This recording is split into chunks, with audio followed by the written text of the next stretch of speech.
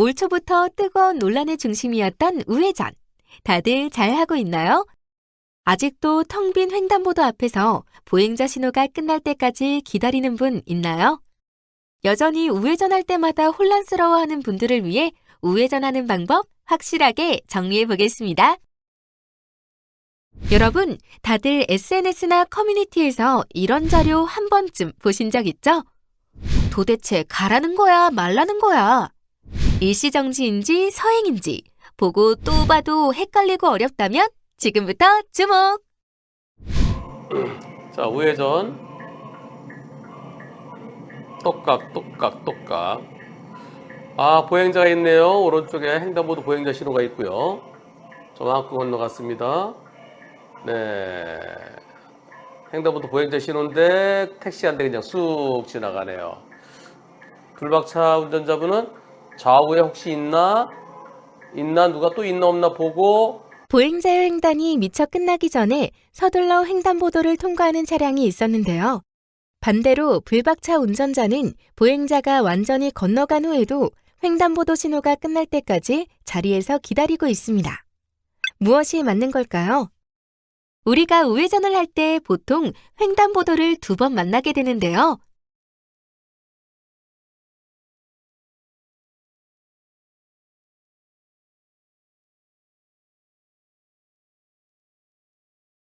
첫 번째 횡단보도는 전방 차량 신호가 적색일 때입니다. 횡단보도 보행자 신호가 녹색이면 당연히 멈춰야 합니다.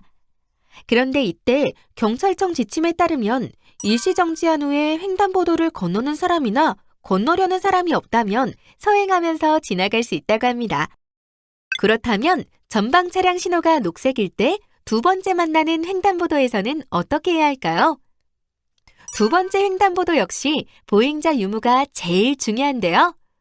횡단보도 보행자 신호가 녹색이고 사람이 건너고 있거나 주변에 건너려는 사람이 있을 때는 횡단보도 직전에 일시 정지해야 합니다.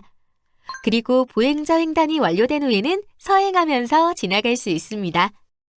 그런데 여기서 횡단이 완료됐다는 표현을 해석하는 데에서 문제가 생기는 경우가 많습니다. 이런 점이 바로 논란이 되고 있는 건데요. 보행자가 절반 정도 건너간 뒤에는 방해가 안 되니까 지나가도 되겠지 생각하는 사람들도 있고요. 또 반대쪽 저 멀리에서 보행자가 걸어올 때 역시 그냥 지나가도 된다고 생각하는 사람들도 있습니다.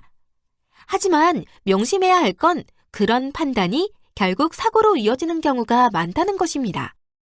보행자 횡단이 완료된 후라는 건 보행자가 완전히 횡단보도를 다 건넌 뒤 횡단보도 위에 아무도 없을 때라고 생각해야 합니다. 그럼 사례 영상 한번 살펴볼까요? 우회전 했는데 사람 건너가죠? 옳지, 이제 가도 되겠지. 으아.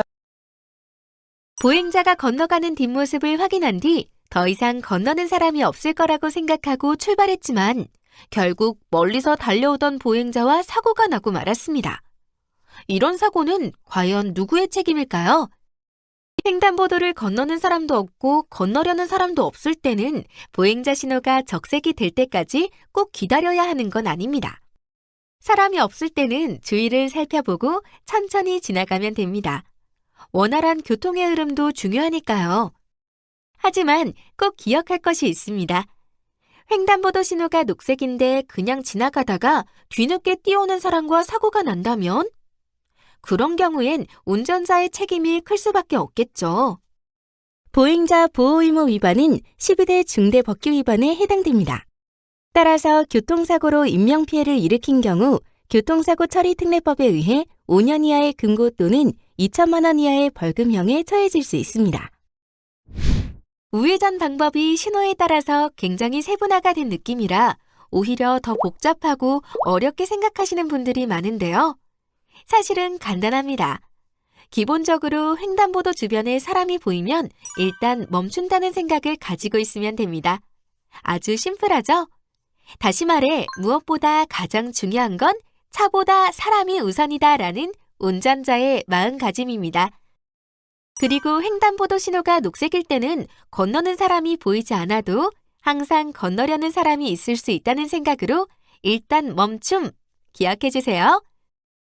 차에서 내리는 순간 우리는 모두 보행자가 된다는 사실 잊지 말고 오늘도 안전운전!